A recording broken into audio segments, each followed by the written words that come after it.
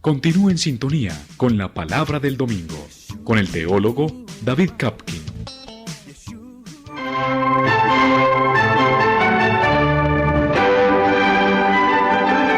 La Palabra del Domingo.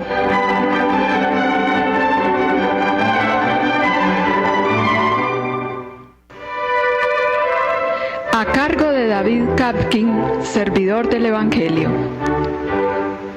Una lectura y explicación de los textos bíblicos de la liturgia católica dominical.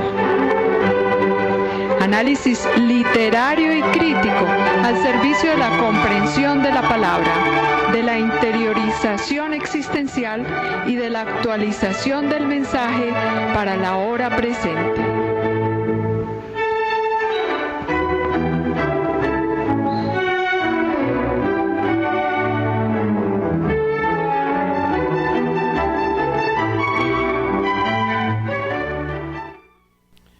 Tengan ustedes buenos días, amables oyentes. De nuevo estamos hoy pues con la Palabra del Domingo. Es el programa, como lo dice la presentación, tiene el objeto de hacer entender las lecturas que fija la Iglesia para la liturgia dominical. Avanzamos el tiempo ordinario, la primera sección del tiempo ordinario que transcurre después de la Epifanía, con la fiesta del bautismo de Jesús, hasta el comienzo de la Cuaresma, es decir, hasta el martes anterior al miércoles de ceniza. Comprende un número indeterminado de domingos, depende de en qué la fecha de la Pascua. Como este año la Pascua se retrasa un poco, entonces habrá un poco más domingos en el tiempo ordinario que los años anteriores, que otros años.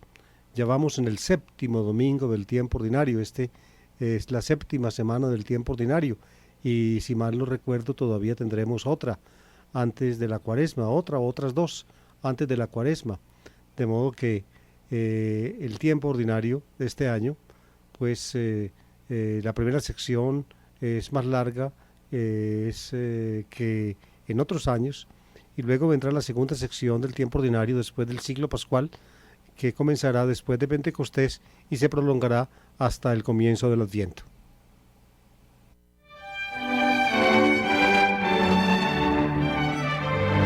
Tres lecturas aparecen pues hoy para el domingo séptimo del tiempo ordinario. La primera del Antiguo Testamento, en este caso del libro del Levítico, la segunda de una carta apostólica. Continuaremos la lectura de la primera carta a los Corintios, que ya habíamos comenzado en los domingos anteriores, y la tercera lectura es del Evangelio de San Mateo. Estamos en el ciclo A dominical, y en el ciclo A se prefiere el Evangelio de Mateo. Por eso seguiremos leyendo el Sermón de la Montaña y llegaremos a un punto pues que pertenece a la entraña del Sermón de la Montaña. La comparación, como les mostraré más adelante, entre la versión del sermón en Lucas y la versión del sermón en Mateo, traía precisamente el texto que vamos a leer hoy como el corazón mismo de las palabras de Jesús.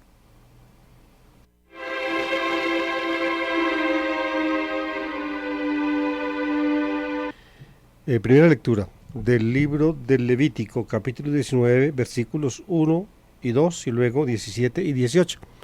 Como ustedes ven por el enunciado, los liturgistas tomaron el capítulo 19, que contiene lo que los eruditos en Biblia, en Antiguo Testamento, suelen llamar la ley de santidad, y trajeron el comienzo, la introducción de la ley de santidad, y luego uno de los apartes de esa ley. Por eso se pasa de los versículos 1 y 2, que son la introducción, a los versículos 17 y 18, que tienen pues uno de los apartes del sermón de santidad, de la ley de santidad. En el Antiguo Testamento, concretamente en la Torá, se conservan varios catálogos de los mandatos de Dios. Ciertamente los más conocidos son los correspondientes al Decálogo, que aparece en Éxodo 19, Éxodo 20, y Deuteronomio 5. Pero no es el único catálogo.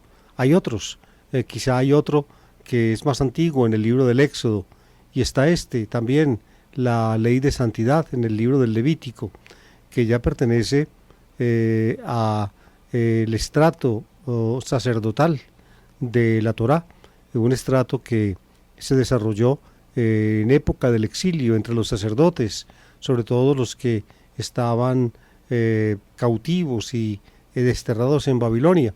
Allí no tenían culto para ofrecer, porque solamente se podía ofrecer culto en Jerusalén, y en ese momento el templo estaba en ruinas. Entonces ellos recopilaron la tradición de su pueblo dentro de la óptica sacerdotal.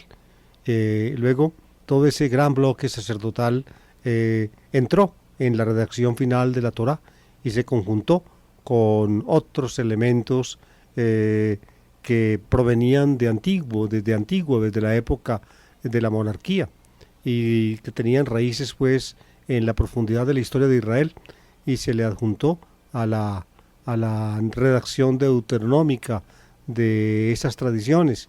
Finalmente, los materiales sacerdotales, entre los cuales se destaca pues la ley de santidad, fue un aporte independiente de la antigua tradición, otro estrato de la antigua tradición, que finalmente fue redactada junto con los otros elementos para formar la Torá de Israel.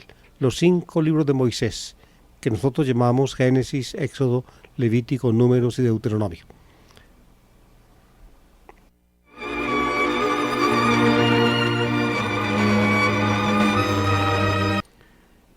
Dijo el Señor a Moisés: habla a la asamblea de los hijos de Israel y diles: seréis santos, porque yo, el Señor vuestro Dios, soy santo.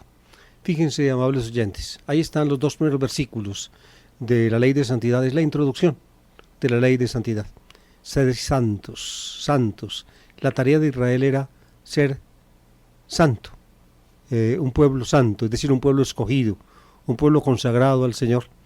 Y el modelo, y diría yo, el ejemplo, y al mismo tiempo como el acicate básico de Israel para la santidad, es la santidad de Dios mismo.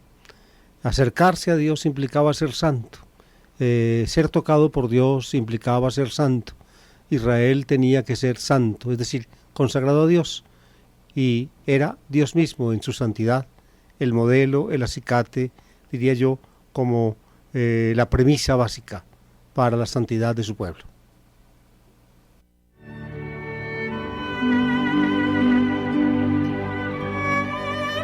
Una serie de mandamientos o de preceptos de la tradición antigua israelita son coleccionados pues en esta ley de santidad, con ese proemio que escuchamos: sed santos como el Señor vuestro Dios es santo.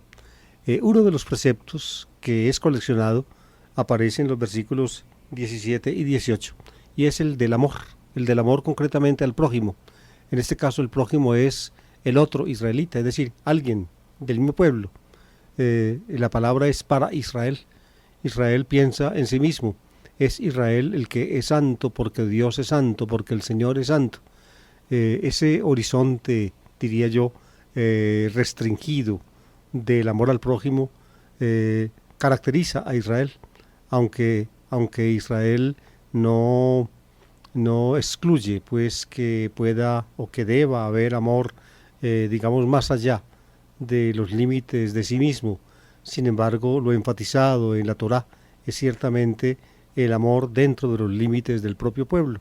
Eso tenemos que reconocerlo y valorarlo, pero también utilizarlo para mostrar, diría yo, la singularidad y el horizonte más amplio que tiene Jesús.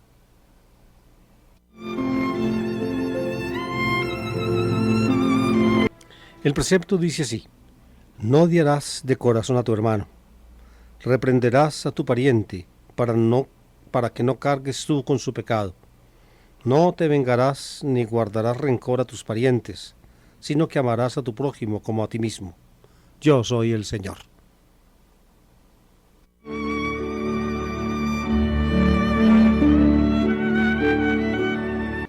La palabra conclusiva de este pequeña colección de preceptos que tienen que ver con el amor, el respeto a los demás, es como ustedes acaban de escuchar, yo soy el Señor. Ani Adonai. Creo yo que dice el texto hebreo, lo pronuncian así los rabinos, Ani y Yahvé, diría, se pronunciaría pues en la lectura que está en la Biblia, pero los judíos no pronunciaban el nombre divino, por eso decían en lugar de Yahvé, no Jehová, como se suele decir sobre todo entre nuestros amigos los evangélicos, sino Adonai, así dicen los rabinos. Y pienso yo, queridos oyentes, esto lo digo entre paréntesis rápidamente, nosotros los católicos también deberíamos tener una cierta consideración y respeto a la sensibilidad de los judíos, y por eso entonces no estar nosotros, cuando leemos nuestra Biblia, pronunciando el nombre divino, diría yo, de aquí para allá, decir, porque si nos escucha un judío piadoso o alguien pues practicante de la religión bíblica, inmediatamente se va a sentir abochornado, mal, suena como a blasfemia para ellos. Por ahí hay partes del Evangelio donde Jesús mismo es reticente para pronunciar el nombre de Dios. Por ejemplo, en el episodio del juicio de Jesús ante el sumo sacerdote, Jesús dice esta frase, y veréis al Hijo del Hombre sentado a la derecha del poder, en te dixiatis dinameos, del poder, decir, de Dios. La palabra dinamis reemplazaba el nombre divino. Jesús pues no pronunciaba el nombre divino así como así, porque era una falta de respeto y una blasfemia para los judíos. Y también cuando el sumo sacerdote lo interroga, le pregunta, ¿eres tú el Mesías, el Hijo del bendito, es decir, de Dios? La palabra bendito, el bendito, reemplaza el nombre divino. Por eso, le repito, aquí la serie de pequeños mandamientos alrededor del tema del amor termina pues con esa frase, Ani Adonai, yo soy el Señor, yo soy el Señor. Con eso se recupera la introducción de la ley de santidad, que dice, sed santos como yo, el Señor vuestro Dios, soy santo. Es decir, el comportamiento de los israelitas debe en alguna forma reflejar a Dios. Cuando el Dios santo, que se refleja en uno, se vuelve como el horizonte de la vida y el derrotero de la vida, entonces uno destella en su comportamiento la santidad de Dios.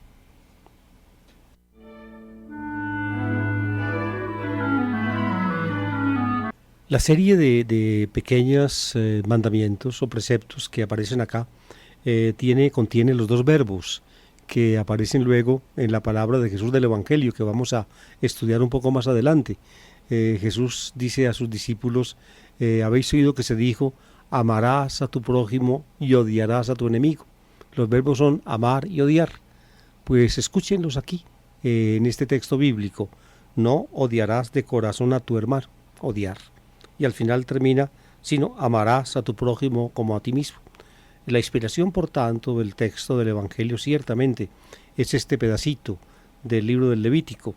No odiarás de corazón a tu hermano. Tu hermano es el otro israelita.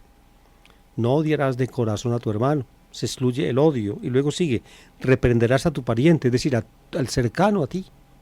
Al cercano a ti. Para que no cargues tú con su pecado. Es decir, el otro es pecador, tú lo debes reprender, porque al reprenderlo,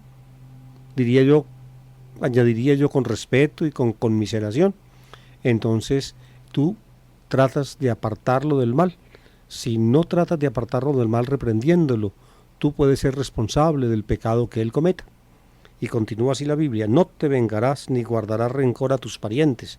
De nuevo la palabra pariente, es decir, los cercanos a ti, equivalen, sin más, a lo que dice antes, hermano, los cercanos a ti.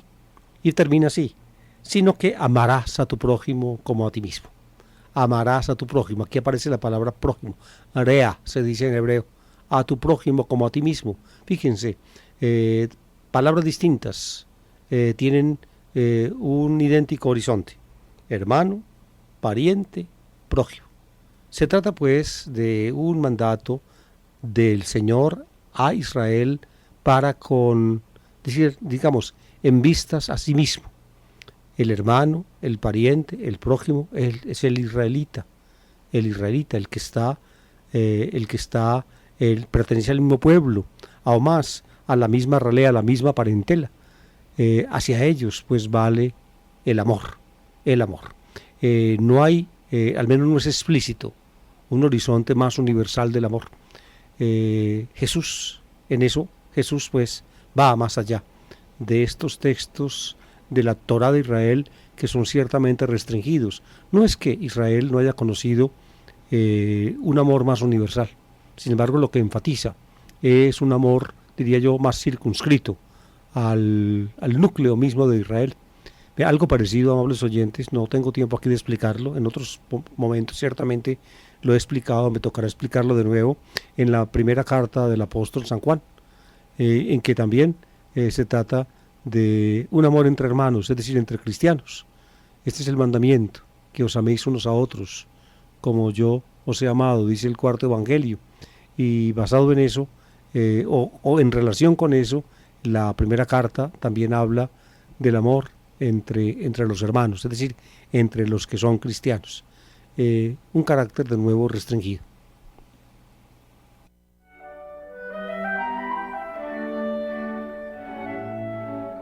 Creo que con esto que les estoy diciendo, ustedes entienden, diría yo, el impulso del Espíritu de Jesús. Cuando allá en el Evangelio de Lucas, en el capítulo 10, un letrado judío le pregunta sobre lo que él debe hacer para alcanzar la vida eterna, para heredar la vida eterna, y Jesús le dice que consulte la ley. ¿Qué le dice? Y el hombre contesta que la ley dice, habla del amor a Dios y el amor al prójimo. Y Jesús entonces le inculca, pues haz esto y vivirás, ama a Dios y ama al prójimo como dice la ley. El letrado ciertamente podía, como buen judío que era, saber quién era Dios, el Señor Dios de Israel. Para él eso no tenía problema. Pero el prójimo sí le representaba a él un interrogante. ¿Quién es mi prójimo? Es que hay mucha gente. ¿Quién es mi prójimo? ¿Quién de toda esta gente lo puedo considerar yo como dice la Biblia, el prójimo, el rea en hebreo, el cercano a mí? ¿Quién es? Porque si, y aquí viene el sentido griego de la palabra, plision, proximus en latín, el cercano a mí, el próximo a mí. Si yo amo al próximo a mí, la palabra misma, prójimo, próximo, se implica que hay uno, o hay muchos, o por lo menos algunos, que no son tan prójimos, que más bien son lejanos. Entonces a ellos no los debo amar. Esa es la pregunta que hay, que el letrado le plantea a Jesús. ¿Quién es mi prójimo? Hay mucha gente. Unos son prójimos míos y otros no. ¿Y a los otros qué? Y Jesús le cuenta la historia, que él inventa, una preciosa historia del buen samaritano. Cuando precisamente destaca en ese samaritano que no era prójimo del judío que atracaron y que medio mataron, que en ese destaca que precisamente el samaritano, el lejano, el de otro pueblo, el de otra raza, el odiado, ese se convierte en prójimo del que atracaron. No porque fuera prójimo, sino porque aproximándose a él para ayudarlo, se hizo prójimo de él. Y termina Jesús con esta aplicación directa al letrado judío. Vete y haz tú lo mismo, es decir, amar al prójimo significa hacerte prójimo de los demás, aunque no sean prójimos tuyos, aunque estén lejanos, hacerte prójimo de ellos aproximándote.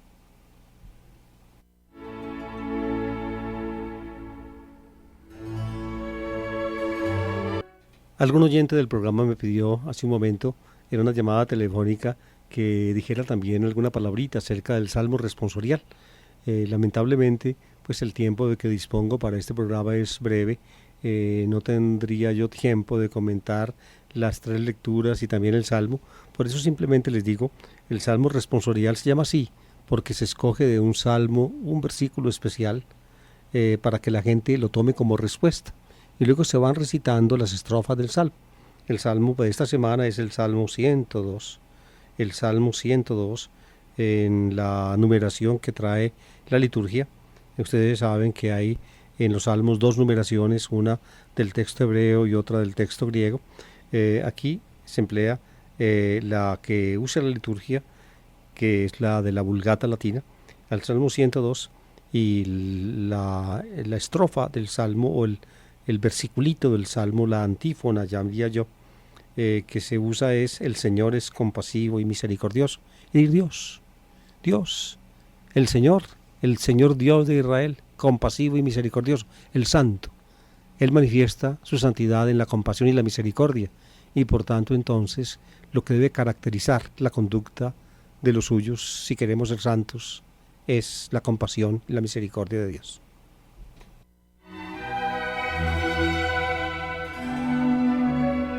La segunda lectura está tomada de la primera carta a los Corintios.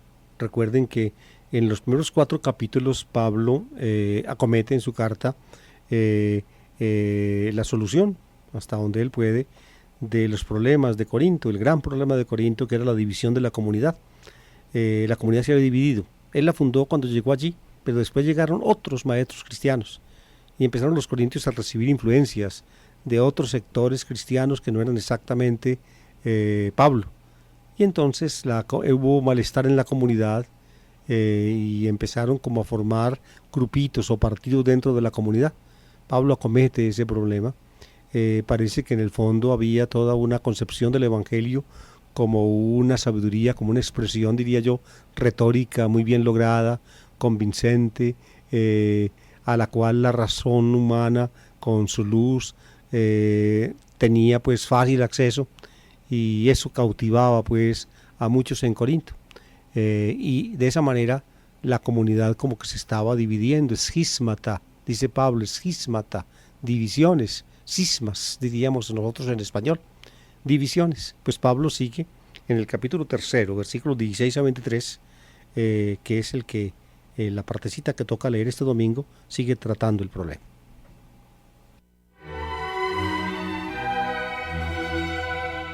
Las divisiones podían destruir la comunidad que es el templo de Dios, así lo llama Pablo, el templo de Dios. En el judaísmo del tiempo de Pablo había un grupo judío que se mantenía, se había aislado del templo de Jerusalén y del culto de Jerusalén, que también consideraba a la comunidad como el templo de Dios. En eso Pablo pues en alguna forma se inspira en la mentalidad misma judía de la época. El pedacito de 1 Corintios que toca leer dice así: hermanos, ¿no sabéis que sois templos de Dios y que el Espíritu de Dios habita en vosotros? Si alguno destruye el templo de Dios, Dios lo destruirá él, porque el templo de Dios es santo, ese templo sois vosotros. Es decir, toda la comunidad es templo de Dios. Por eso, fíjense, ya como la comunidad de Corinto era una comunidad mezclada de antiguos judíos o de judíos de raza y de religión y no judíos que habían adoptado la fe, ya no tenían Jerusalén y su templo para asistir a él. Entonces ya el templo eran ellos, el lugar sagrado eran ellos, y en ese lugar sagrado, templo de Dios, Dios mismo se reflejaba y Dios mismo habitaba.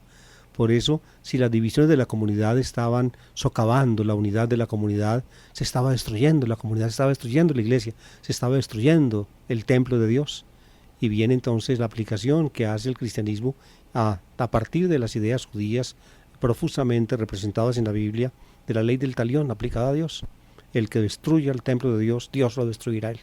Es decir, ojo por ojo, diente por diente. Aquí aparece pues en el texto paulino.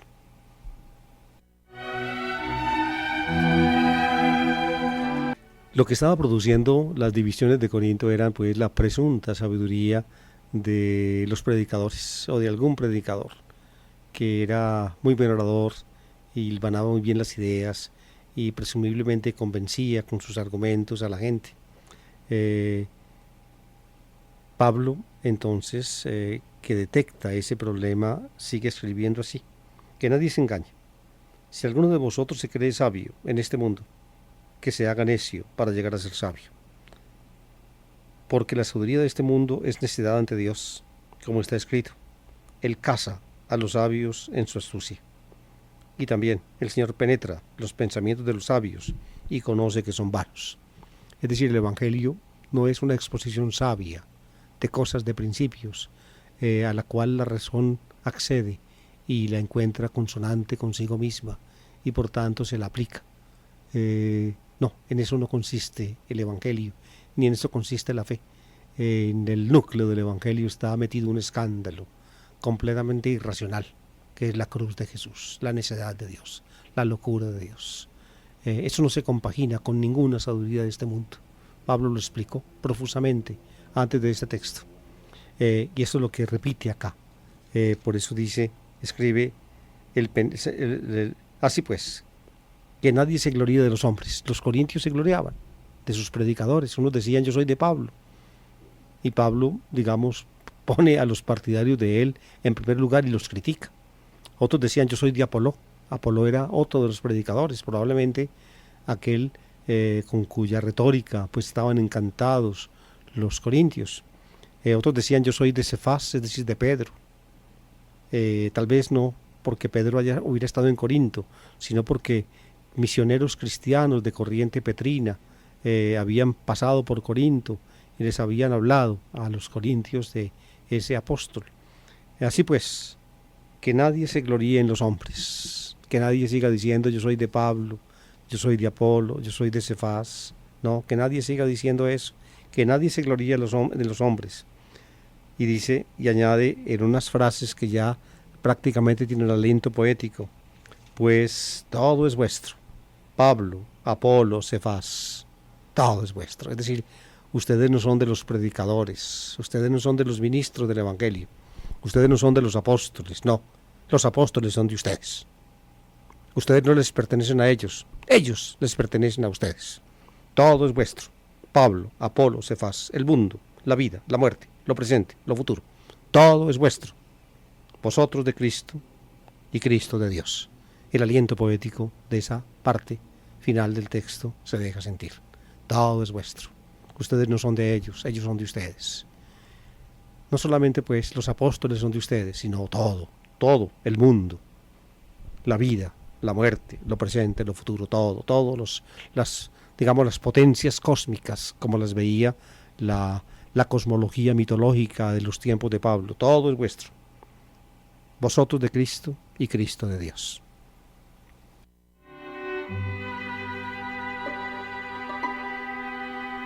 Y así llegamos a la lectura evangélica. Les dije yo al comienzo de la presentación del programa que en este texto que toca leer hoy aparece el corazón del Sermón de la Montaña, de Mateo y también de Lucas. Digo yo el corazón porque este punto de Mateo 5, 38, 48 coincide con el núcleo del Sermón de la Montaña en Lucas 6. Mateo enriquece el Sermón de la Montaña con otros puntos, otros elementos que no están en Lucas. Mateo parece ser, o la comunidad de Mateo antes que él, eso es discutido por los exegetas. Mateo alarga digámoslo así, el sermón básico que conocieron Mateo y Lucas en una documentación similar. El Q, la fuente Q que les mencioné, es el texto sobre el amor. El discurso de la montaña, el sermón de la montaña de Mateo y el sermón junto a la montaña o al pie de la montaña de Lucas comienza con las bienaventuranzas y luego ahí sí Lucas sigue con unos lamentos de Jesús en oposición a las bienaventuranzas y luego ahí sí tanto en Mateo como en Lucas viene el texto sobre el amor y el amor desinteresado, el amor al enemigo. Pienso yo que precisamente ese es el corazón del sermón, tanto en Mateo como en Lucas. En Mateo la organización de ese punto del Evangelio es muy particular. La estuvimos explicando el domingo pasado cuando destacaba yo que la sección principal del Sermón de la Montaña, o la sección central, es acerca de la ley. Jesús explica la ley de Dios, que Dios le dio a Moisés en el monte Sinaí para comunicar a los israelitas, y Jesús la respeta. Pero en 6 apartes, las llamadas antítesis, Jesús toma posición frente a algunos preceptos de la ley entre ellos del Decálogo y otros aforismos de la ley de Dios. El domingo pasado, si ustedes recuerdan, Jesús habló del precepto del quinto mandamiento del Decálogo, no matarás, del sexto mandamiento del Decálogo, no cometerás adulterio, del segundo mandamiento del Decálogo, no jurarás en vano el nombre del Señor tu Dios, y también añadió también otro sobre el divorcio en en Deuteronomio 24. Ahí están las 4 primeras antítesis. Se llaman antítesis porque el evangelista utiliza una formulación antitética para introducir cada parte. Habéis oído que se dijo a los antiguos, es la formulación larga, pero hay otras más breves. Habéis oído que se dijo, o simplemente se dijo. En fin, después de las 4 primeras que leímos el domingo pasado, aparecen las 2 últimas. Las antítesis son 6. Estas dos últimas que vamos a leer en el día de hoy, aparecen también en Lucas. No en la forma de antítesis como están en Mateo, sino en una forma diferente, pero el contenido básico es el mismo. De modo que ciertamente estas 2 últimas antítesis de Mateo y la parte correspondiente en el Sermón al pie de la montaña de Lucas constituyen, diría yo, el núcleo más importante, el núcleo más relevante, el núcleo más impresionante de la palabra original de Jesús. En la montaña, según Mateo, al pie de la montaña, según Lucas.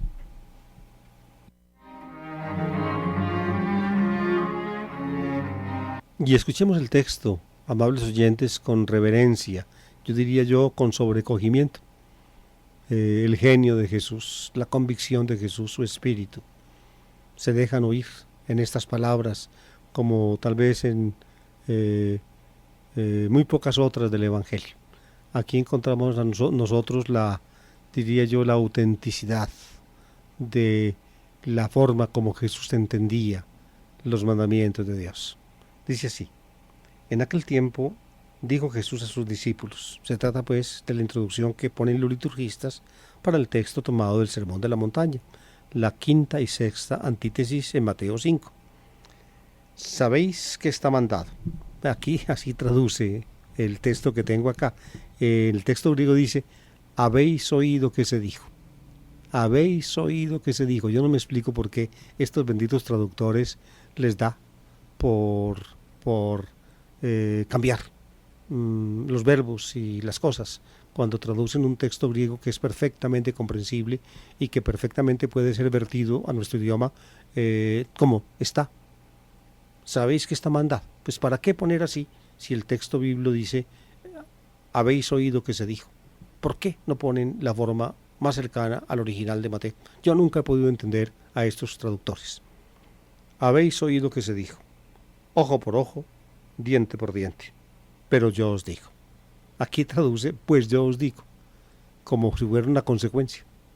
En el Evangelio de Mateo no es una consecuencia, es una antítesis, es una oposición. Habéis oído que se dijo, pero yo os digo. Pero, ego de, lego y min, ego de, ese de es oposición, está en contraposición a lo dicho antes. Una contraposición, digámoslo, sutil, pero al fin y al cabo contraposición. Contraposición. Habéis oído que se dijo, ojo por ojo, diente por diente, pero yo os digo, no pues yo os digo, sino, pero yo os digo, no hagáis frente al que os agravia. Al contrario, si uno te abofetea en la mejilla derecha, preséntale la otra. Al que quiera ponerte pleito para quitarte la túnica, dale también la capa. A quien te requiera para caminar 1 milla, acompáñale 2. A quien te pide, dale, y al que te pide prestado, no lo rehuyas. Ahí está la quinta antítesis. Y luego viene la sexta y última. Habéis oído que se dijo, fíjense, aquí extrañamente, el traductor o los traductores de esta cosa. En la anterior pusieron, sabéis que está mandado. Y la misma frase la traducen ahora, habéis oído que se dijo. ¿Qué es esa tontería de estar traduciendo lo mismo en 2 formas distintas? Pienso yo que con eso le prestan ellos un escaso servicio a la comprensión del Evangelio. Aunque la gente entiende, pero es que la gente entiende cuando se traduce exactamente lo que se dice en el texto. y no se ponen los traductores a inventar variantes para variar, como si los lectores cristianos o católicos que escuchamos la palabra necesitáramos variaciones para poder entenderlo.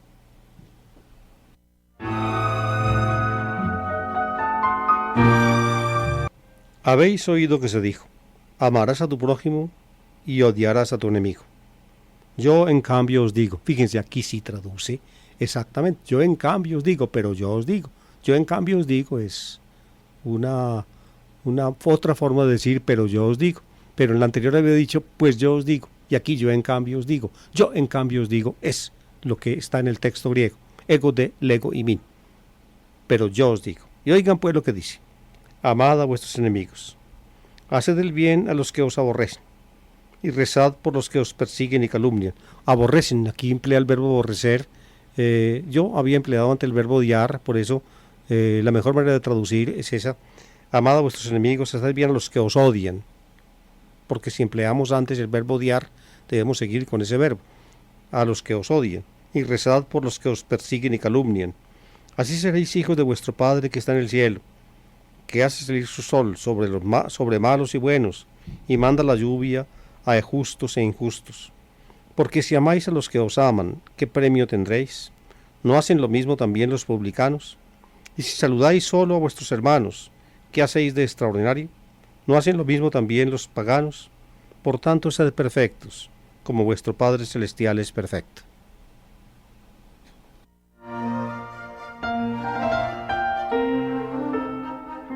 En la Biblia está, amables oyentes, no entre los 10 mandamientos, sino en otros puntos está reiterada la ley que llaman del talión, es decir, tal como usted hizo,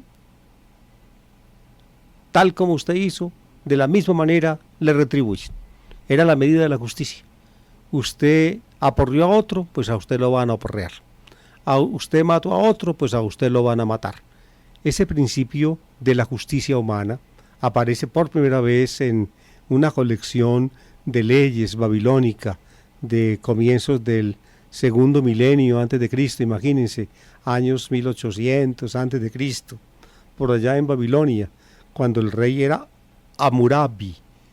A ustedes los que a veces pues les vienen deseos de conocer un poco mejor las cosas, busquen en la internet Hammurabi, pónganlo con H, Hammurabi, rey de Babilonia, o código de Hammurabi, ahí les cuentan de eso. Copias de ese código antiguo de leyes en Babilonia se conservó en copias. Los antiguos israelitas conocieron, pertenecen a esa cultura en sus ancestros, y por eso lo tenían. Los principios del código de Hammurabi en este punto y en otros. Y en Israel pues se desarrolló ese punto. Era una forma de justicia. ¿Por qué? Porque si la justicia se hacía castigando al delincuente en una forma proporcional al delito que había cometido, entonces se impedía que se desbocaran la venganza, el odio, se le ponía límite al desquite. Se le ponía, es decir, la justicia consistía en que el castigo fuera condigno en relación con el delito. Y por eso las formas de presentar la ley del talión. Talión viene del latín talis. Tal cual usted hizo, tal cual lo castiga. Por eso se llama talión, la ley del talión. Tal como usted hizo, tal recibe usted como castigo, tal cual. Y lo estremecedor en la Biblia es que aún a Dios se le aplica. Es decir, tal como uno hace, a sí mismo lo castiga Dios.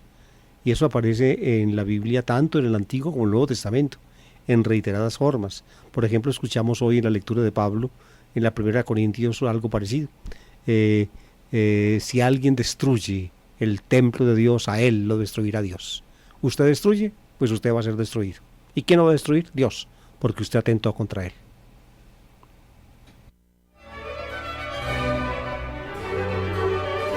Y fíjense ustedes, la fórmula que trae acá: ojo por ojo, diente por diente. Es decir, la ley del talión. Si usted le saca un ojo a otro, pues en castigo que le saquen un ojo a usted.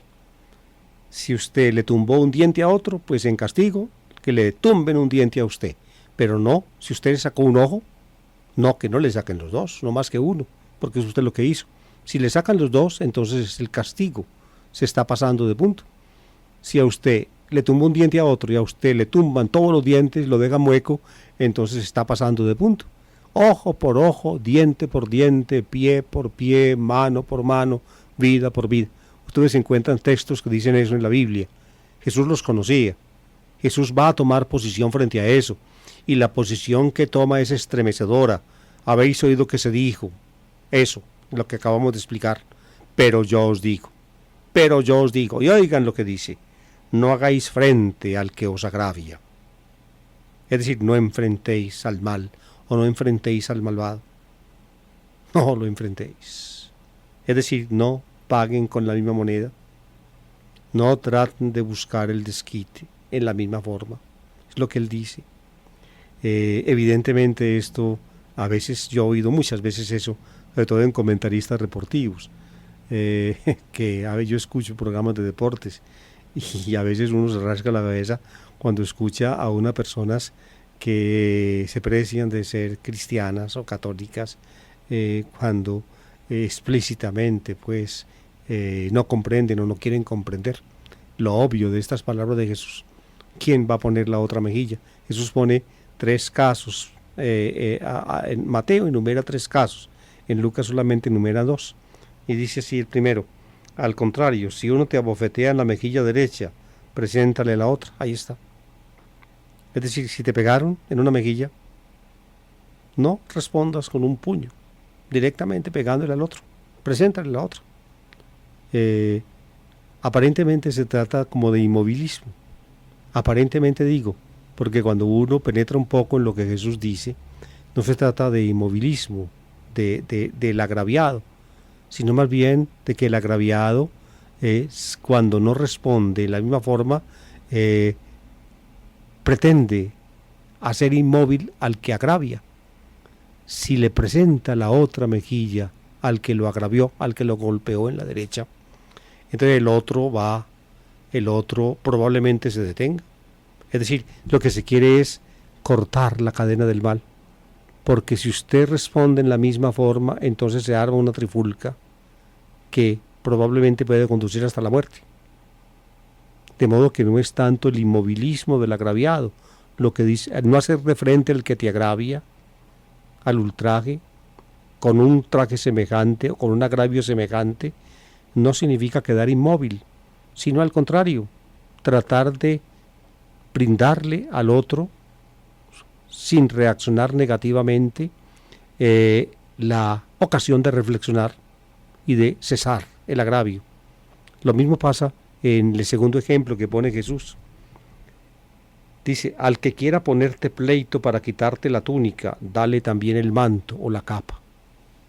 La imagen que tiene, o el panorama que tiene Jesús es que lleva un acreedor a un deudor al juez. Él le debe y no le ha podido pagar. Entonces lo lleva al juez y entonces la solución que él pone para poderse resarcir de la deuda que el otro tiene es quitarle la túnica. Pues bien, el juez entonces manda para que el otro pague lo que debe, que le entregue la túnica al acreedor. Y entonces dice Jesús: al que quiera ponerte pleito para quitarte la túnica, entrégale también la capa. Es decir, quédate como Dios te mandó al mundo, en cueros, delante de todos en el tribunal. Le quitó la túnica, eso fue lo que mandó el juez, y entonces además de la túnica le entrega la capa, entonces se queda sin nada. Probablemente ese espectáculo, diría yo, grotesco, puede mover al que busca, digámoslo así, cobrarle al otro lo que le debe, tal vez lo detenga y tal vez le muestre que él debe tener conmiseración con alguien que no tiene nada, alguien que se va a quedar desnudo porque él le quita lo único que tiene. De modo que probablemente esa es la forma como habría que entender estas palabras de Jesús. Estas dos están en Mateo y están en Lucas también. En Lucas la segunda, en Lucas parece ser una redacción secundaria de eso de la túnica y la capa. En Lucas parece no ser ya un acontecimiento de juicio, en un juzgado, sino que es alguien que lo atraca a uno y le quita la túnica y entonces le entrega también la capa. La forma lucana parece ser secundaria.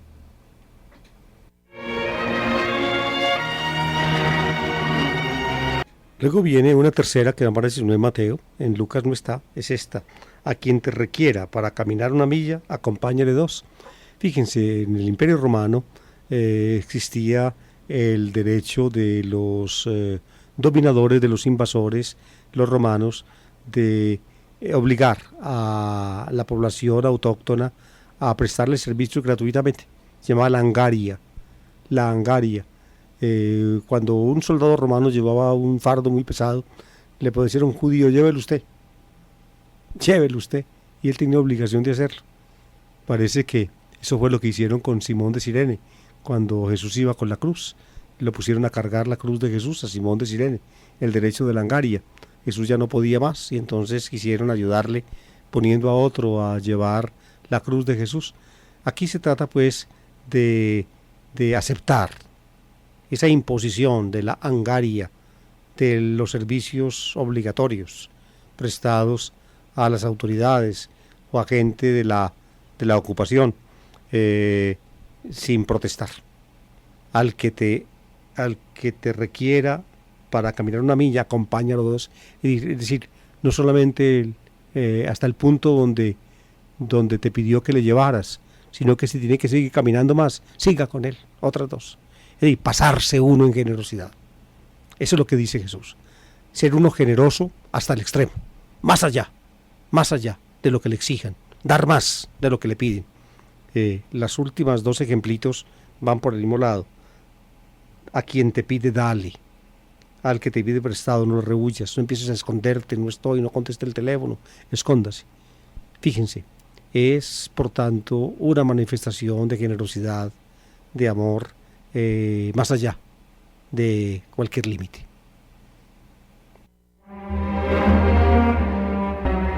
Y llega la sexta antítesis.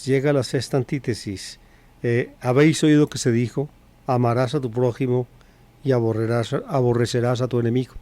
Fíjense, en la Biblia en ningún punto dice aborrecer al enemigo. No lo dice. Sin embargo, por la forma restrictiva, como el texto anterior, por ejemplo, que leímos de la ley de santidad, en Levítico 19 se expresa, por la forma restrictiva como se expresa, uno podía en alguna forma colegir algo semejante. Acuérdense que leímos del Código de Santidad: no odiarás de corazón a tu hermano. Luego, amarás a tu prójimo como a ti mismo. No odiarás de corazón a tu hermano, y amar a tu prójimo. Y los que no son hermanos y los que no son prójimos, ¿esos qué? Aquí no se dice que haya que odiarlos. Pero algunos judíos del tiempo de Jesús, de todo en un grupo llamado el grupo de los esenios en Qumran, sobre eso hay discusión, tiene explícitamente ese hecho. El deber de los miembros del grupo era amar a los del grupo. Amarás a los tuyos y a los que no son tuyos los odiarás. Literalmente dice así: odiarás. De modo que había un grupo de judíos en esa época que tomaba bien en serio la pertenencia a un grupo, a una secta, a una especie de comunidad. Los de Qumran, está explícito eso en los documentos de Qumran que uno hoy en día puede leer en hebreo. Están los originales hebreos de los textos de Qumran. Yo los vi con mis propios ojos en el Museo Hebreo de Jerusalén y me tocó pues en facsímiles de los documentos traducir del hebreo, pues decir, estudiarlos en hebreo, y nos enseñaron a traducir del hebreo a la lengua en que uno se esté expresando. Cuando yo estudié esto en el bíblico, pues las clases eran en latín, entonces hacíamos la traducción del hebreo al latín y se dice explícitamente así: amarás a tus hermanos, que son los miembros del grupo, y a los demás los odiarás, a todos. Fíjense, Jesús habla aquí en esto, en la antítesis, así en esa forma: amarás a tu prójimo y aborrecerás o odiarás a tu enemigo. Los enemigos son los que no son prójimos, los que no están cercanos a uno. Pero yo os digo, y aquí viene, pienso yo, y esto creo que no necesita comentario, y además se me acabó el tiempo del programa, y no tendré tiempo de comentarlo, y no tendré oportunidad de comentarlo, pero ustedes lo pueden comentar en sus adentros, para ustedes mismos. Amad a vuestros enemigos, haced el bien a los que os aborrecen, y rezad por los que os persiguen y calumnian. Así seréis hijos de vuestro Padre que está en el cielo, que hace salir su sol sobre malos y buenos, y manda la lluvia sobre justos e injustos. El Dios santo, seréis santos como el Señor es santo. El Señor es amoroso. Dios no escoge a quién amar o a quién no amar. Cuando sale el sol alumbra a todo el mundo, y cuando llueve remoja la tierra para todo el mundo, para buenos y malos, para justos e injustos. Esa es la bondad maravillosa de Dios. Pues para parecernos a Dios tenemos que ser buenos así, sin distinguir. Para todos debe haber bondad, compasión, misericordia. Y sigue explicando Jesús de este texto de Mateo. Hay paralelo en Lucas, en el capítulo 6, ustedes lo pueden buscar, y dice aproximadamente lo mismo. Si uno simplemente se pone a escoger a quién querer, a quién saludar, con quién ser bueno, entonces no se parece a Dios, porque Dios no escoge. Dios es bueno con todos. ¿Qué hace uno de más? ¿Qué hace uno de especial cuando saluda a los que lo saludan a uno? O cuando es bueno con los que son buenos con uno. No, uno hace lo normal. Es lo que siempre se hace. Eso es lo que está marcado en los genes. Nuestra especie de los mamíferos. Ustedes ven, las hembras aman a sus crías. Y cuando a una vaca le ponen la cría de otra vaca, no le permite arrimarse a la ubre, porque la leche es solamente para el ternerito de ella. Nosotros los seres humanos tenemos la capacidad de ir más allá de lo que los genes nos imponen. Jesús nos dice que para ser nosotros semejantes a Dios tenemos que ir en el campo del amor más allá de las limitaciones o de los derroteros de la naturaleza misma, más allá. Y termina Mateo con esta perla: sed pues perfectos como el Señor vuestro Dios es perfecto. Ahí está, perfecto, santo, Dios, completo, Dios. Si nosotros somos o imitamos en la vida el amor desinteresado, total, que tiene un alcance inefable de Dios mismo, entonces nos parecemos a Él y somos sus hijos. Y así llegamos al final de nuestro programa de hoy, la palabra del domingo. A cargo de David Kapkin, servidor del Evangelio. Una lectura y explicación de los textos bíblicos de la liturgia católica dominical. Análisis literario y crítico al servicio de la comprensión de la palabra, de la interiorización existencial y de la actualización del mensaje para la hora presente.